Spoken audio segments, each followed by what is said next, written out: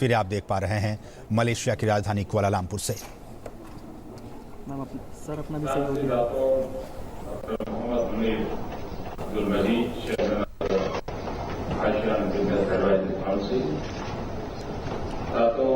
Ramesh कोडामल, co-chair of the ASEAN India Business Council, business leaders of ASEAN, Dato Ramesh Kodamal, co-chair of the ASEAN India Business Council, business leaders of ASEAN, members of the ASEAN business community, distinguished guests, ladies and gentlemen.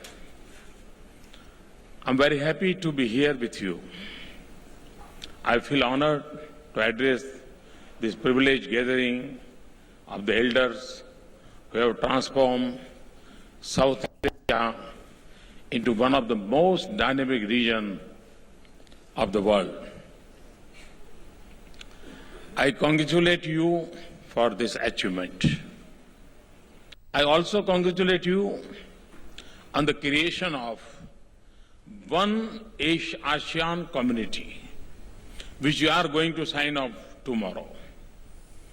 India and ASEAN are natural partners. Our ties date back to ancient times. They continue to serve as a bridge between our countries and regions.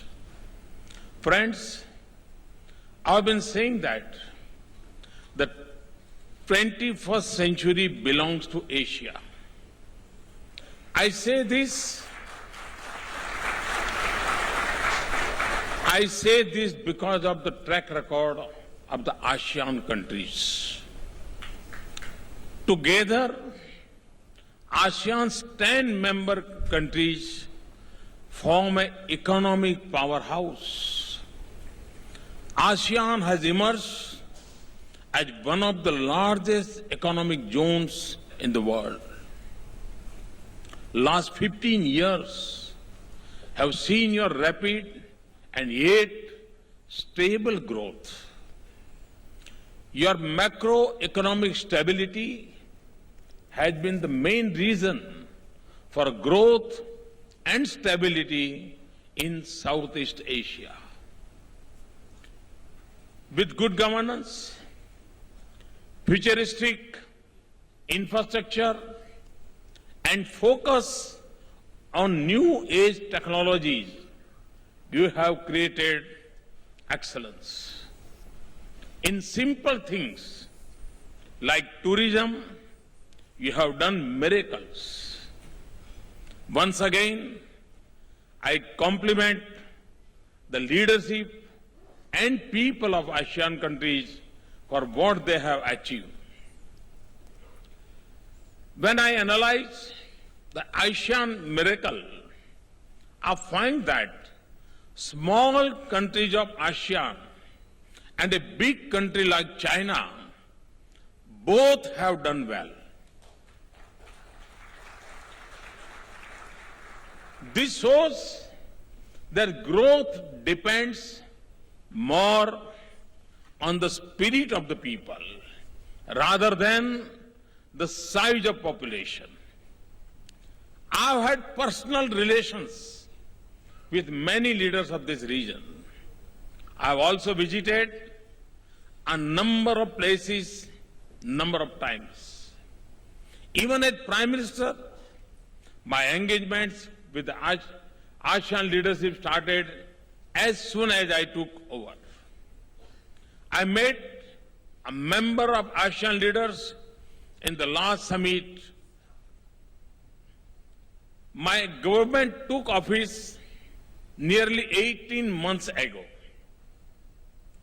The Indian economy faced serious challenges: a high fiscal deficit, a high current account deficit, a large number of stalled infrastructure projects, and a persistent inflation were among them. It was obvious that reforms were needed. We asked ourselves the questions: Reforms for what? What is the aim of reform? Is it just to increase the major rate of GDP growth? Or is it to bring about a transformation in society? My answer is clear. We must reform to transform. In short, reform is not an end itself. Reform, for me, is just a way station on the long journey to the destination.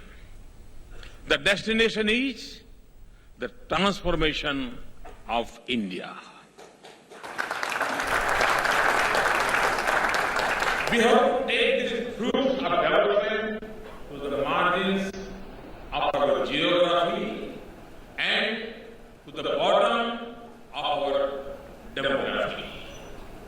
We have to touch lives while reaching for the sky. By almost every major economic indicator, India is doing better than when we took office 18 months ago. GDP growth is up and inflation is down. Foreign investment is up and the current account deficit is down. Tax revenues are up and interest rates are down. The fiscal deficit is down and the rupee is stable. Obviously, this did not happen by an accident. And the world economy is not exactly doing well. This success is the result of a series of concerted policies. We have embarked on a course of fiscal consolidation. We have entered for the first time into a monetary framework agreement with the Reserve Bank to curb inflation. Even while cutting the fiscal deficit, we have substantially increased productive public investment. This has been made possible in two ways. Firstly, we have imposed carbon taxes on fossil fuels. We have taken the bold step of decontrolling diesel prices and thereby eliminated energy subsidies and have in fact imposed taxes on fossil fuels. We have increased the sales on coal by 300%. Globally, there is much talk of carbon taxes. We have actually acted. Secondly, we have reduced wasteful expenditure through innovative methods, including targeting subsidies to the deserving through technology. Overall, there is increased confidence within and outside the country. The IMF and World Bank have expressed even better hope for our economy this year and after. The Economist magazine this week stated that India is the healthier shape than any other big emerging economy. However, as I said, our aim is not mere reform, but reform to transform. Macroeconomic stability is good, but to transform India, much more needs to be done. We have begun a series of concentrated steps. This includes structural and institutional reforms. Agriculture remains India's mainstay in terms of providing livelihood. We have introduced a series of simple but powerful structural reforms. There was a tendency to divert subsidies subsidized fertilizer for the production of chemicals. We have found a simple but very effective solution. By neem coating the fertilizer, it becomes unsuitable for diversion. We are now moving towards universal neem coating. This has already saved billions of rupees of diverted farm subsidies. We have also introduced soil health card.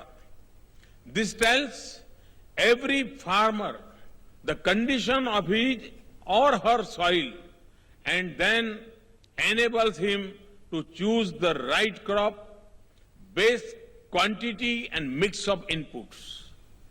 We have launched a Housing for All program, one of the most ambitious in the world.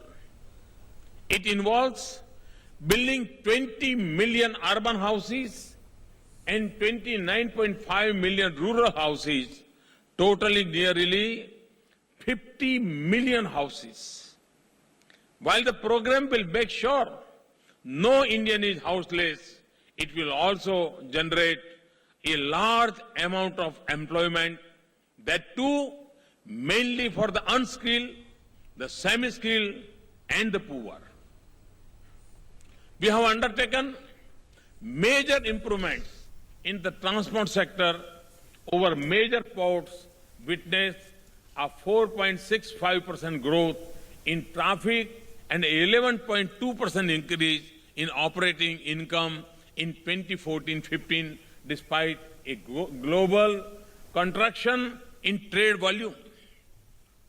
The pace of award of new highway work has increased from 9 kilometers a day in 2013-14 to 23 kilometers a day currently. This will have a large multiplier effect throughout the economy. We were committed to restore credibility in the process of allocation of natural resources. My government has intervened with legislative and administrative measures to improve the supply of critical inputs and raw materials. They include coal, other minerals, and spectrum. The hallmark of this intervention is allocation through transparent auction. We started the Jan Dhan Yojana. In less than a year, we opened 190 million new bank accounts. On social security front, we have launched innovative and attractive scheme for insurance and pension. We have also set up Mudra Bank to fund the small traders who were unfunded so far. More than 6 million small traders have already availed the loans.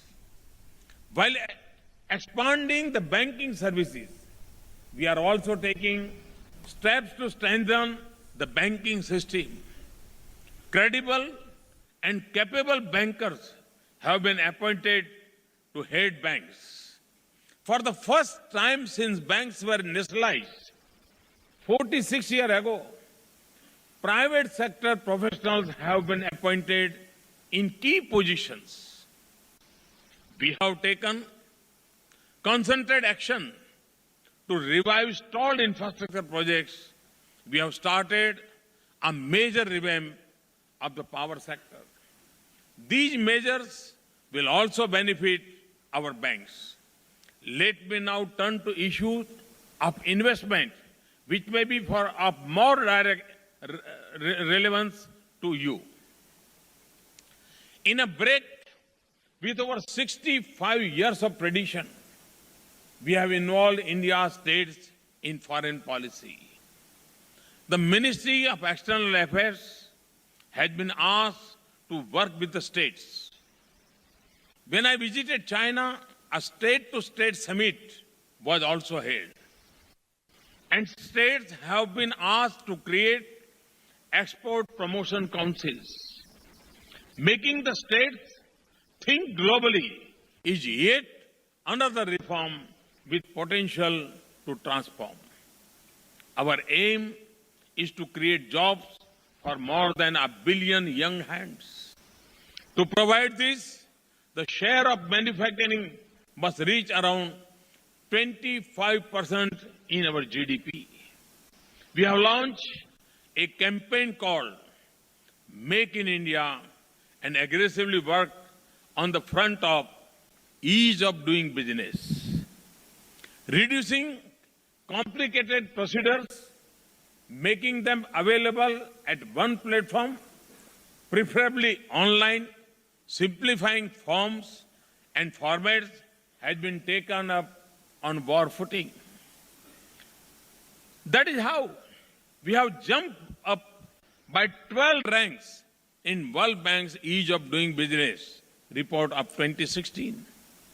Industry is realizing the benefits of these changes. Index of industrial production in the current year shows a distinct improvement over the previous year. We are working in all ways to make India a global manufacturing hub.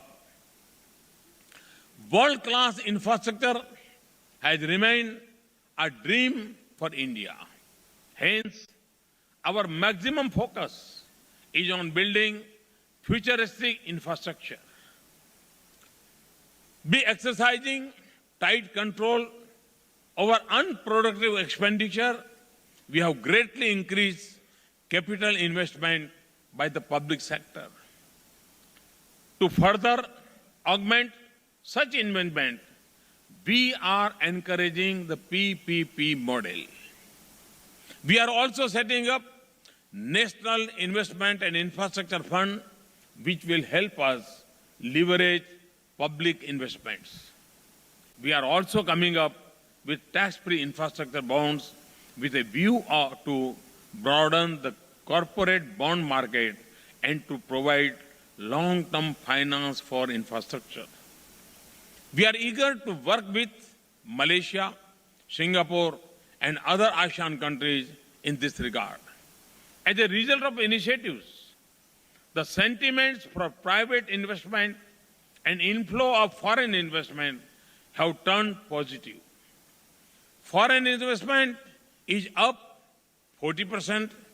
India has been consistently ranked as the most attractive investment destination by several global agencies and institutions. India has also improved its UNCTAD ranking of investment attractiveness. Against 15th so far, now we are at 9th place.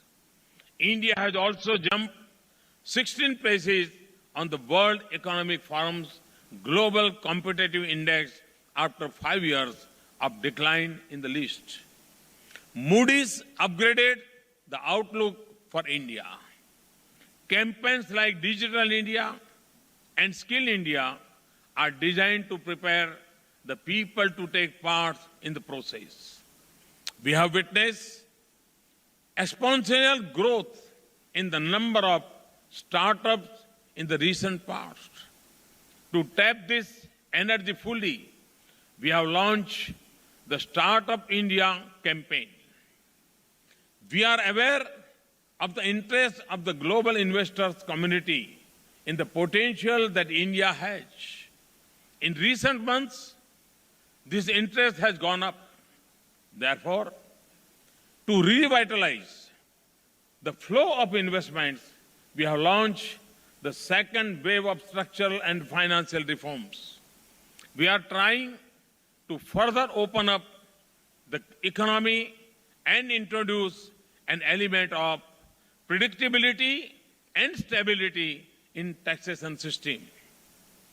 To give you some examples, we have allowed and enhanced foreign direct investment levels in key sectors, including insurance, defense, and railways.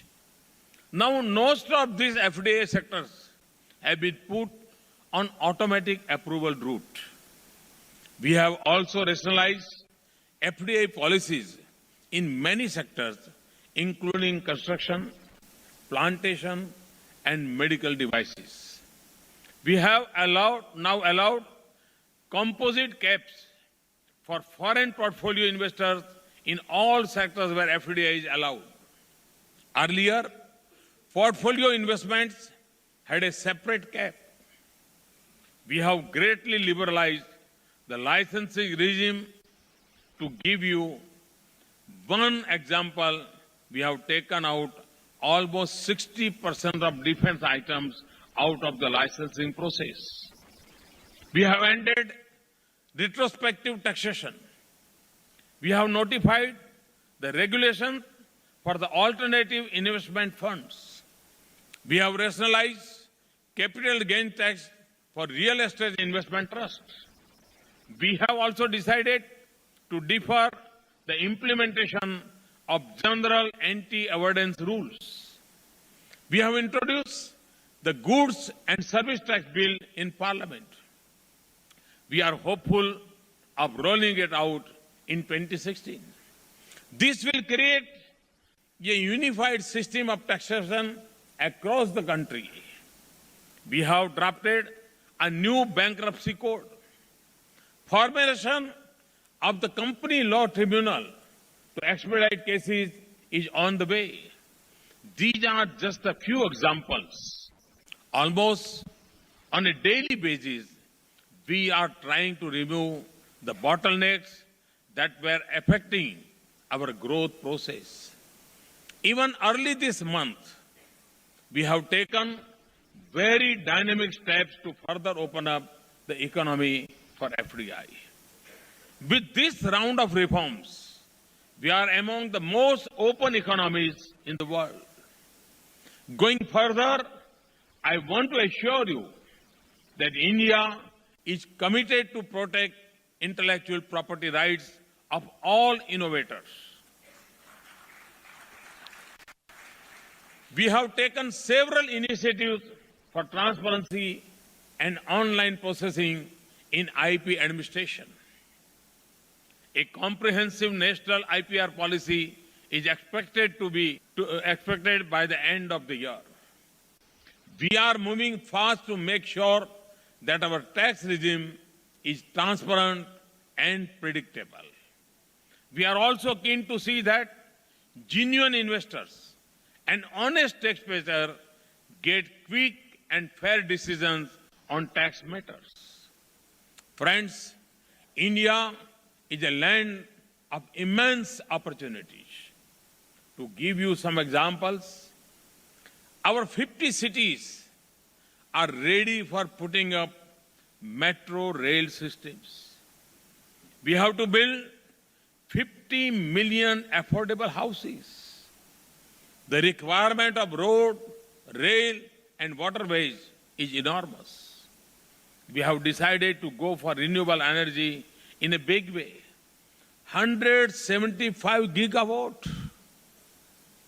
We have to do all this in a short span of time. Our democratic values and an alert judicial system ensure the safety of your investments. We have set the tone of governance with a long-term vision and an open mind. We are particularly working to make in India the easiest place to do business. Friends, most of the ASEAN economies have done their bit for Asia's resurgence. Now it is India's turn. And we know that our time has come. We are at a take-off stage. I invite you to come and see the winds of change in India. Winds do take time to cross the borders. That is why I am personally here to invite you. When you come, you will get the wings of a new business environment. And once you are there, I assure you of my full cooperation. Thank you very much. Thanks a lot. Thank you, Honorable Prime Minister. We'd like to invite you, sir, to kindly remain on stage as I now invite Dato' Ramesh Kodamal, co-chair of the ASEAN-India Business Council, to present a token of our sincere appreciation to the Honorable Prime Minister of India, Narendra Modi, for his significant contributions to the ASEAN Business Summit 2015.